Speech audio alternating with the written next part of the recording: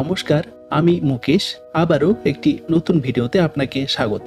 আমি আজকের এই ভিডিওতে প্রথমেই নিফটিকে নিয়ে অ্যানালাইজ করার চেষ্টা করব, পরবর্তীতে একটি স্টক নিয়ে আলোচনা করব যে স্টকগুলোকে আমরা র্যাডারে রেখে ফলো করতে পারি। তাই ভিডিওটি স্কিপ না করে সম্পূর্ণ দেখার চেষ্টা করবেন। তো বলতে এখানে কোনো দ্বিধা নেই যে নিফটির যে ৬৩,৮৯৩ এর লেভেলটি ছিল, এই লেভেলটিকে এখানে ব্রেক করে দিয়েছে এবং আজকে সারাটা দিন মার্কেট নিচে। আমি গতকালকের ভিডিওতেই বলেছিলাম যে এই লেভেলটিকে যদি নিফটি ব্রেক করে দেয় তো এখানে টাইম পাস করতে পারে, মানে এখানে ব্রেক করে দিয়ে এটিকে রিটেস্ট করতে পারে, আবার এখানে সোজা নিচেও আসতে পারে, যেমনটা কিনে এখানে করেছিল।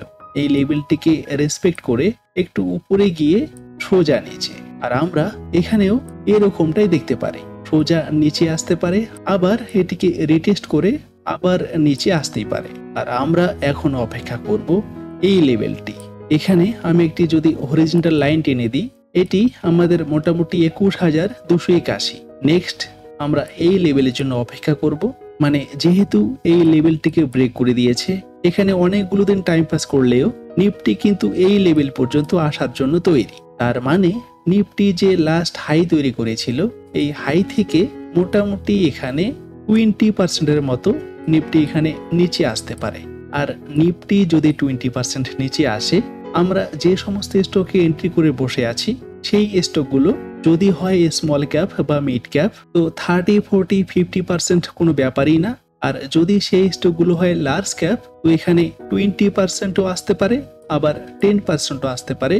সেই স্টকগুলোর ফান্ডামেন্টালের উপরে ডিপেন্ড করবে যে স্টকগুলো কতটা নিচে আসবে। তবে আমরা এই সমস্ত লেভেলে যে সমস্ত স্টকে এন্ট্রি করে বসে আছি, সেই স্টকগুলো যে সবগুলোই নিচে, সেখানে কোনো দ্বিধা নেই এবং আরো বেশ কিছুদিন আমাদের অপেক্ষা করা লাগতে পারে সেই স্টকগুলোর থেকে টার্গেট হিট করার। আর সে কারণেই আমি এই ইন্ডিকেটরটিকে লাগিয়েছি, যেখানে রেড সিগন্যাল, তার মানে এখানে একটু আমাদের ভাবনা চিন্তা করার দরকার ছিল। এখানে রেড সিগন্যাল, তার মানে এখানেও আমরা ভাবনা চিন্তা করেছিলাম। এখনো এখানে গ্রিন সিগন্যাল আসেনি, আমরা অপেক্ষা করব এখানে যদি একটা গ্রিন সিগন্যাল তৈরি হয়ে যায়, তো তখন থেকে মোটামুটি পজিটিভ হওয়ার। এখানে আমরা যে টেকনিক্যাল চার্টে দেখছি, এটি ডেইলি টাইম ফ্রেমের, এখানে প্রত্যেকটা ক্যান্ডেলই একদিনের করে। আর এখানে আমরা একটি সিগন্যাল দেখতে পাচ্ছি গ্রিন, যেটি ইশারা করছে যে স্টকটি হয়তোবা এখান থেকে একটা আপ মুভ দিতে পারে। তবে যেহেতু ওভারঅল মার্কেট নিচের দিকে, তাই এখানে কোনো ভরসা নেই যে স্টকটি এখান থেকেই উপরে যাবে। ওভারঅল মার্কেট যদি নিচে আসে তো স্টকটিও নিচে আসবে, কিন্তু তারপরেও এই স্টকটি যদি ফান্ডামেন্টালি স্ট্রং হয়ে থাকে তো স্টকটিকে আমরা র্যাডারে রেখে ফলো করতেই পারি। আর সে কারণেই এই টেকনিক্যাল চার্টটি দেখে নেওয়া। কিন্তু এই স্টকে এন্ট্রি করব কিনা সেটা ফান্ডামেন্টালের উপরে ডিপেন্ড করবে। আর আমরা এখন এই স্টকটির ফান্ডামেন্টালি দেখে নেওয়ার চেষ্টা করব। একটু আগে আমরা যে স্টকের টেকনিক্যাল চার্ট দেখলাম, সেটি এই আইসিআইসিআই প্রুডেন্সিয়াল লাইফের টেকনিক্যাল চার্ট।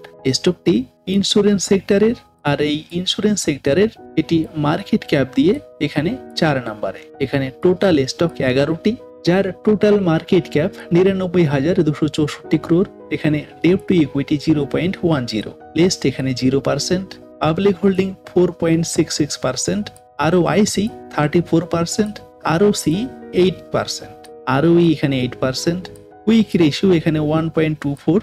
আর স্টকটি যেহেতু ইন্স্যুরেন্স সেক্টরের, সেহেতু আমরা আরওই এবং আরওসি কে কনসিডার করতেই পারি। মানে আমরা যে স্ক্যানারগুলোকে তৈরি করেছিলাম সেখানে আরওসি হতে হবে 20%-এর উপরে, আর আরওই হতে হবে 20%-এর উপরে। কিন্তু যেহেতু স্টকটি ইন্স্যুরেন্স সেক্টরের, তাই আরওই এবং আরওসি ফ্যাক্টর নয়। তবে আমি এই সমস্ত স্টককে নিয়ে আলোচনা করছি শুধুমাত্রই লার্নিং পারপস। আমি কোনোভাবেই এই সমস্ত স্টককে রেকমেন্ড করছি না। আপনি যদি এই সমস্ত স্টকে ট্রেড করেন, অবশ্যই নিজস্ব অ্যানালাইসে ট্রেড করবেন। তো আজকের মতো এইটুকুই। ভিডিওটি যদি ভালো লাগে লাইক ও শেয়ার করবেন, কমেন্ট বক্সে আপনার মতামত জানাবেন। দেখা হচ্ছে নেক্সট ভিডিওতে। ধন্যবাদ, ভালো থাকবেন।